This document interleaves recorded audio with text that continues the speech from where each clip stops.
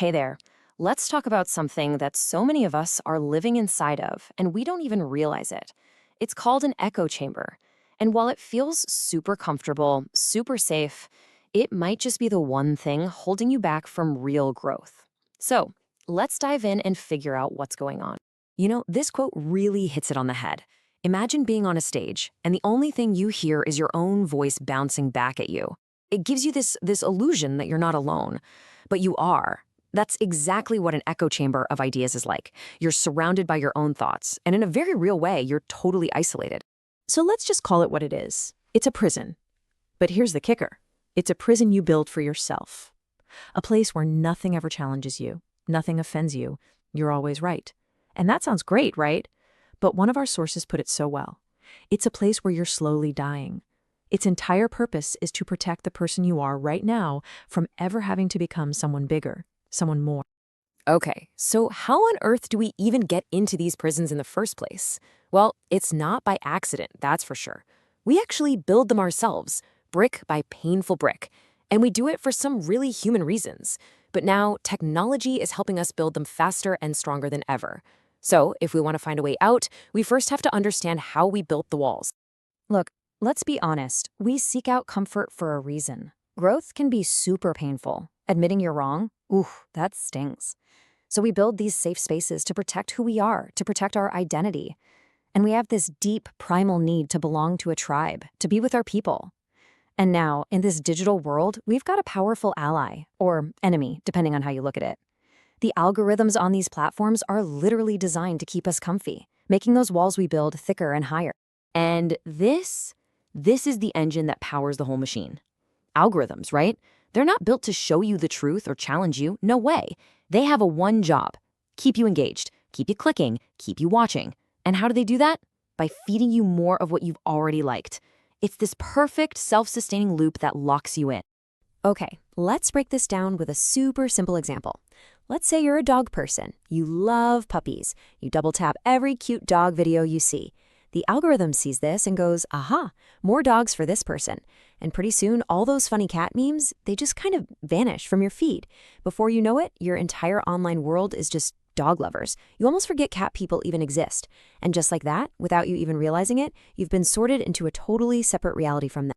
So, okay, it's just cats and dogs, right? No big deal. But what happens when we scale this up?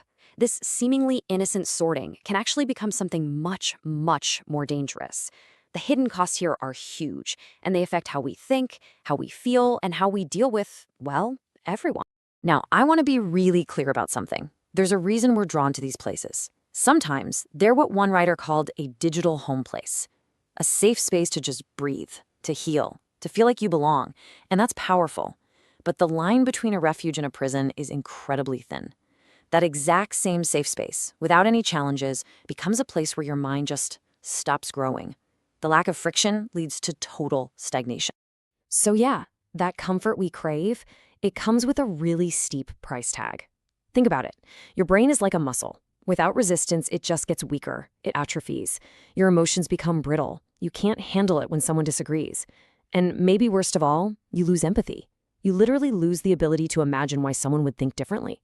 Any kind of dissent starts to feel like a personal attack on you. And this is what happens when you scale it up to entire countries. This is the end game. When whole populations get trapped in their own echo chambers, you get massive, real-world division. You see these huge percentages of people holding negative views of their neighbors. Why? Because after decades of only hearing one side of the story, the line between the truth and your team's truth just gets completely blurred. Okay, I know. That all sounds pretty bleak. But here's the good news, and it's really important. Remember how we said it's a self-built prison? Well, if we built it, that means we can forge the keys to get out.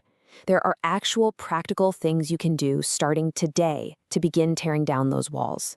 But before we even talk about the how-to, we need to get our heads right. This is a massive mindset shift.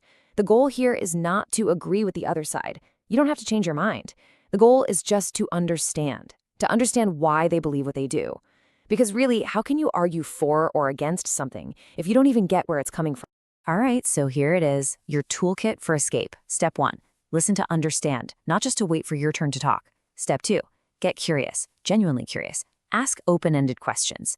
Step 3, do your own research. Don't make other people do all the work of explaining their entire worldview to you. And step 4, this one's the boss level. Actively seek out the smartest, strongest version of the argument you hate the most and try to make that argument yourself. It's tough, but it's a game changer. And just look at the amazing things that happen when people actually do this. Personally, you get the incredible friendship between two Supreme Court justices, RBG and Scalia. Total opposites politically, but dear friends. Professionally, when Steve Jobs wanted to build a revolutionary computer, he didn't just talk to other computer nerds. He partnered with a design firm. That's how we got the Macintosh. Real breakthroughs happen when you bring in ideas from a completely different universe. So, what's the big prize for doing all this hard work? I mean, why would anyone choose to be, as one writer puts it, torn open when you could just stay safe and comfortable?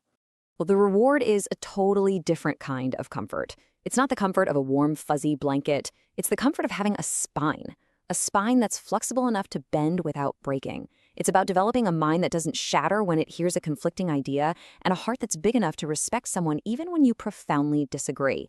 And trust me, that is the only kind of comfort that won't slowly kill you. So I want to leave you with a question, a challenge, really. Who is one person, just one, who's outside your normal circle? Maybe it's a friend you disagree with on everything. Maybe it's someone in a field you know nothing about. Who could you reach out to today with the simple goal of just understanding? Take that one small step. You have no idea what you'll find on the other side.